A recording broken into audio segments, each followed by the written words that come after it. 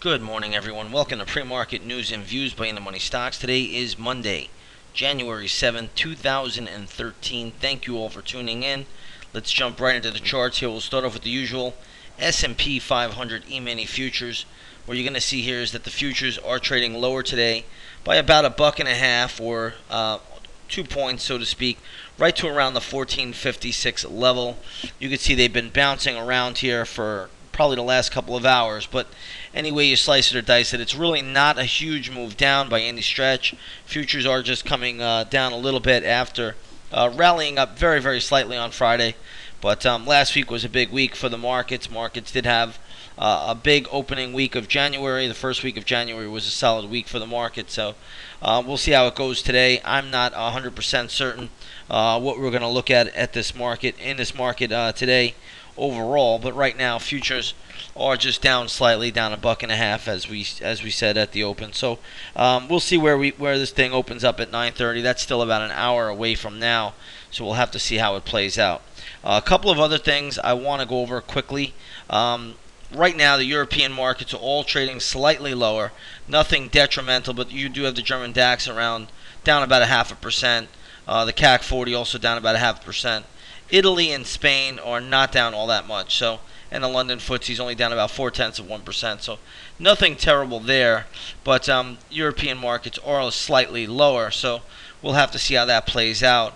Last night, the Asian markets also were just slightly lower. The Shanghai actually finished up about 0.3%, but the Nikkei 225 finished down 89 points, or about 0.8%. So a little dip there. That Nikkei was way overcooked already, very, very extended. So a pullback there is actually healthy for that market. Looking at gold and silver this morning, and oil, you do have the gold market up about $3. It's not that big a deal. Gold is up 3 points to around $1,651. Really, gold was crushed last week, so to see a little rebound in gold, not that big a deal. The GLD, which is a good proxy for gold, in my opinion, this morning is trading at $159.70. So again, we'll have to watch that there. It did close at 160.44, so that is actually trading lower now than where it was on Friday. So the GLD is slightly lower, and spot gold is only up $3. Right now, gold is not showing us a ton of strength out there, but nonetheless, we'll see where it trades out. Again, you want to keep an eye on the U.S. dollar index, which is actually higher today. Not all that much higher, but higher by about 8 cents, at least at the moment. So the dollar is still positive, even though it has pulled back off its morning highs pretty drastically, but it is still positive. Let's take a look at oil this morning. Light sweet crude at the moment is trading down 50 cents to $92.57 a barrel. The USO, which is a good proxy for light sweet crude, trading at $32.72. You can see it right there.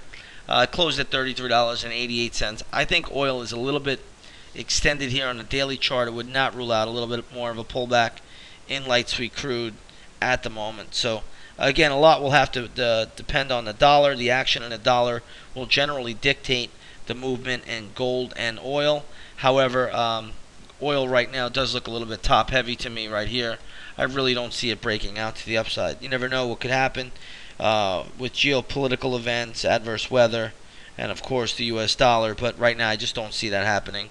The upside in oil should be limited from my vantage point. I'm going to take a look at a few stocks out here today. Again, there's nothing all that great as far as gaps, but here's one I'm watching this morning, Illumina. This was supposed to be bought out by Roche. It looks like Roche is backing out of the deal. Illumina did come all the way back down this morning as low as $45. It has now rebounded up towards the $51 level, so it's still holding up. I think the stock has some support, or I should say a fair amount of support around 50. However, the better level, if it does fall, would be around $45, $42.83. That would be a potential scalp level, 45, $42.83, and then obviously all the way down to around the $39 level. So keep those levels on the radar. If the stock gets down there, maybe you could look for it. Otherwise, it's a pretty strong gap down even though it hasn't plummeted. But I really like aggressive traders could look at that $49.90, $50 area. If you're not aggressive, the more prudent trade would be around 45, 42.83, and then 38. Those are all scalp levels only, not long-term holds. Let's take a look at Vivus. I did see this stock. This is a biotech catching a little bit of a bid. This is a pretty strong gap up. So the stock got to 15.50 this morning. I like the pattern on the daily chart it's coming out of, so that looks good. Big resistance, though, is going to be around $16.45. So, again, I would not short this one, but around $16.45, if you own it, you want to start to trail your stop loss and take some profits, or just simply trail the stop. But this one will probably run into pretty good resistance around 16.45, but it's a strong gap up. So this, can trade up to that level. I know right now it's only at 14.80, was as high as 15.50, but it can trade up there because it is a strong gap. So you want to respect strong gaps. Let's take a look at Bank of America. This is having some news today. It looks like this stock actually sold a unit. So it looks like they're selling some kind of mortgage unit, and they're coming to an agreement with Fannie Mae. You could read all about the news. Just punch it up. I have no idea, but all I care about is the stock price. Right now, stock closed at $2.11. The stock has upside, believe it or not, to around the $12.75 level. I don't know if it's going to get there. The stock is very overbought already on the daily chart, and it's pulling back. But nonetheless, around $12.75, that's probably a better resistance point for the stock than where it is now. It is coming back in a little bit, but you can see it had a pretty sizable move up. But it's still holding firm. Just a quick note on all of the banks. It looks like the Basel III requirements, or the Basel III rules, have been changed a little bit, or they've been softened a little bit for all of the major banks. This might help the European banks, at least today, but I think most of it is already baked into the cake. So you look at stocks like Deutsche Bank, you see they're holding up with a pretty good gap up this morning. Credit Suisse is another one. UBS is another one. So all the European banks are doing well this morning on the back of these loosened Basel III regulations. So whatever it is, they don't need to have as much capital requirements, or maybe some of the assets that were liabilities are now considered assets, and things like that. Who knows what it really is. But in any case, European banks may start out stronger today. I'm not sure how they're going to wind up, but they'll probably catch or at least be strong at the open. So we'll have to watch this market pretty closely. It is a Monday. Volume in the markets generally will be a little bit on the lighter side.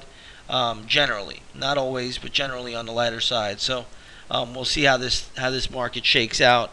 Ultimately, tomorrow's when trading, which should start to pick up in earnest. We should start to see heavier volume beginning tomorrow as the markets really get away from the holiday and back into the full swing of things. So we'll leave it there for today. I want to thank you all for tuning in. Have a great trading day, everybody, and we'll see you on the charts.